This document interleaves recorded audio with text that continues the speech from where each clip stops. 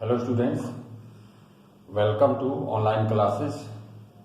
Today's topic is an elementary school classroom in a slum by Stephen Spender. सबसे पहले मैं आपको कुछ कीवर्ड्स के विषय में ये मैं बताऊं। कंप्लीट पोएम का ये कीवर्ड्स है, जैसे gusty. Gusty means strong winds, मतलब हवा का तेज झोंका। रूटलेस, अनरूटेड, जिसका मतलब जड़ ना हो।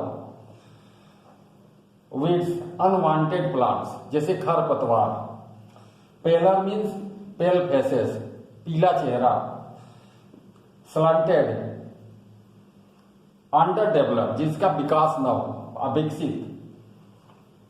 टायरोलिस वैलीज, वैलीज इन टायरोल, ऑस्ट्रिया का एक वैली घाटी।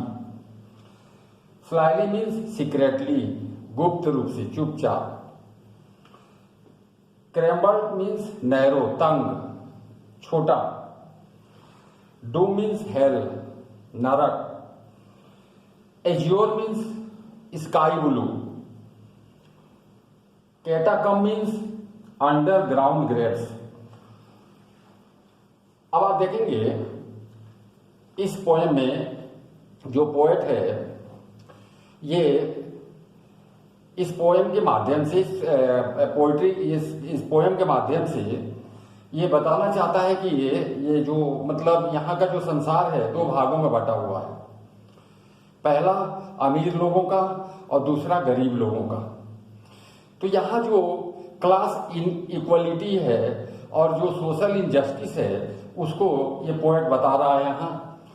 दूसरी बात ये कि जैसे आप लोग किसी स्कूल में देखते हैं, स्टूडेंट्स को देखते हैं, तो क्या देखते हैं कि वो बहुत एनर्जेटिक दिखते हैं। सब ज्यादातर ऐसा होता ही है कि बच्चे एनर्जेटिक दिखते हैं, लेकिन यहाँ जो स्लम्स जो स्कूल है, यहाँ के जो बच्चे हैं ये वैसे नहीं है, ये बिल्कुल एनर्जेटिक नहीं दिखते हैं।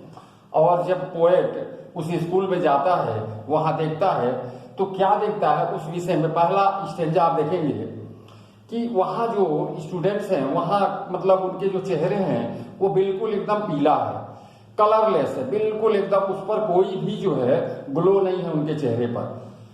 बहुत ही जो है वो कमजोर, मतलब उनके जो बाल है वो बिल्कुल एकदम मतलब अनरूटेड है, जैसे हवा में उड़ रहे हो। इसके बाद जो एक लड़की है क्लास में जो अपने सिर को नीचे झुकाए हुए खड़ी है और ये सोच रही है अपने कष्टों का, अपने मिजरी के विषय में, अपने मतलब अनफॉर्चून के विषय में। वहीं एक लड़का है क्लास में जो बहुत ही कमजोर है, पेपर सीमिंग बॉय, बिल्कुल कागज की तरह, पेपर की तरह एकदम दुबला है, और उसकी जो आईज है वो रैट की तरह है, रैट आईज है, और बिल्कुल एकदम मतलब इतना कमजोर है कि उसके जो है बोझ तक उसको दिखाई दे रहे हैं। और ऐसा लगता है कि जैसे उसको जो कोई मतलब भयंकर बीमारी है, टेरिबल कोई डिजीज है, और वो डिजीज उसके पेरेंट के द्वारा उसे वो मिला हुआ है, जैसे उसके पेरेंट्स को भी वो बीमारी होगी और वो पेरेंट से, उसके फादर से उसको वो बीमारी हो गई होगी। इसके बाद पोएट फिर देखता है एक लड़के को जो क्लास में पीछे साथ बैठा हुआ है, उसके बुक उसके सामने नोटबुक, और वो कुछ सोच रहा है।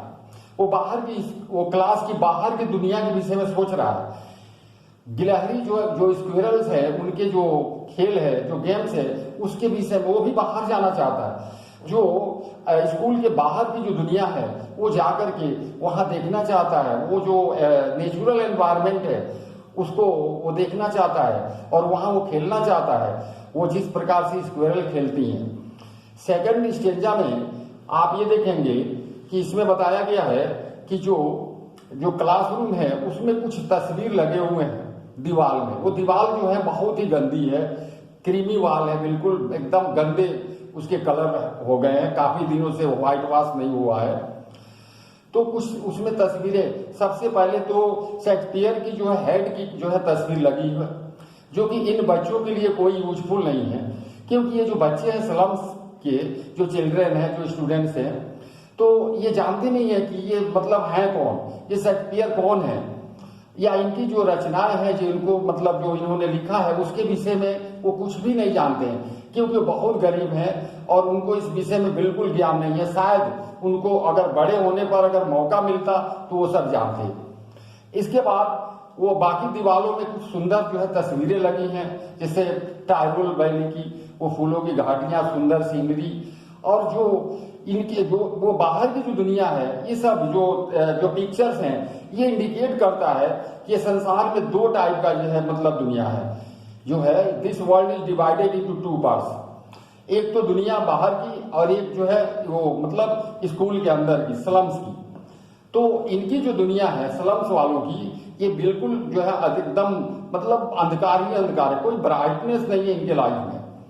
और इनकी जो है जो मतलब जो स्लम्स है वो बहुत ही डर्टी प्लेस है, कोई वहाँ एनवायरमेंट मतलब जो है मतलब क्लीननेस नहीं है वहाँ, और बहुत ही मतलब वो पैथेटिक कंडीशन है वहाँ का। अब इसके बाद आपको मैं थर्ड स्टेंजा का बताऊंगा।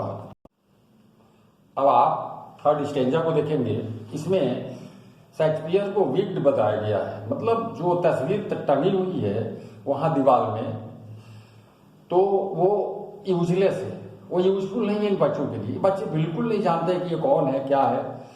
और ये बच्चे जैसे जो बाकी जो सुंदर जो मतलब जो वहाँ पोर्ट्रेट है, जो पिक्चर्स जो दीवारों से टंगी गई है, तो उसमें जैसे शिप है, सन का है, और जो ब्यूटीफुल जो सीनरीज है उसको देख के वो जो है मतलब उनको लालच लग रहा है कि वो बाहर जाएं, उन जगहों को देखें, किंतु ये पॉसिबल नहीं है।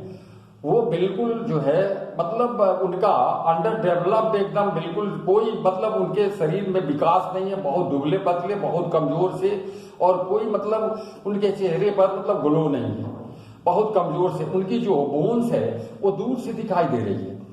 जैसे कि आपने देखा होगा, अगर आपको ऐसे किसी व्यक्ति को देखना है तो आप गूगल में जाइए, उसको सर्च करिए, आपको ऐसे बहुत से लोग दिखेंगे। जैसे आप दूर से देखेंगे हड्डियां उनकी जो है एकदम बोन्स पूरा, और जो ऐसा लगता है कि स्किन के ऊपर तक वो बोन्स दिखाई देते हैं। तो ऐसे वो दुबले पतले से एकदम जो है दिखाई देते हैं।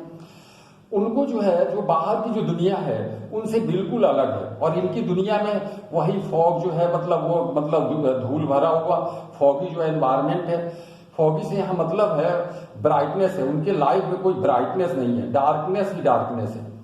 इसके बाद जो फोर्थ लास्ट स्टेजा है, यहाँ मतलब जो पोएट है स्टेफन स्पेंडर, ये कहना चाहते हैं कि जो सोसाइटी के जो बड़े लोग हैं, जैसे गवर्नर्स, विजिटर्स, इंस्पेक्टर्स, तो जो मतलब पावरफुल पर्सन जो है सोसाइटी के, उन्हें आगे आना चाहिए, इनकी जिंदगी में झांक करके देखनी चाहिए और इनकी हेल्प करनी चाहिए कि जो ऐसे डर्टी एनवायरनमेंट में वो रह रहे हैं, उन्हें बाहर जाने की कोई मतलब अनुमति नहीं है, वो बाहर जा नहीं सकते हैं, तो उन्हें उस जगह से बाहर निकालना चाहिए, उनकी हेल्प करनी चाहिए उनके डेवलपमेंट में।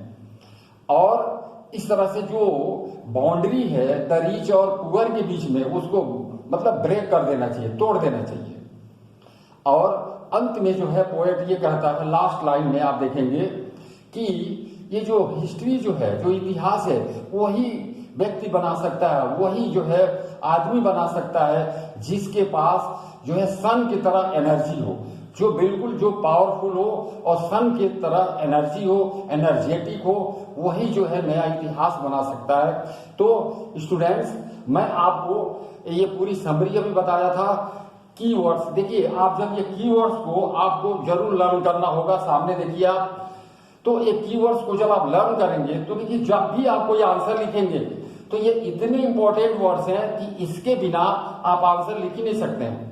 और यदि अगर इनका आप यूज करेंगे आंसर लिखने में तो बहुत जो है अच्छे मार्क्स आप बोर्ड एग्जाम में फेच कर सकते हैं। और इसके बाद जो है फिर जो है नेक्स्ट हम जो है कभी अगर नेक्स्ट वीडियो अगर मैंने बनाया तो इस चैप्टर का क्वेश्चन आंसर मैं आपको जरूर बताऊंगा। That's all.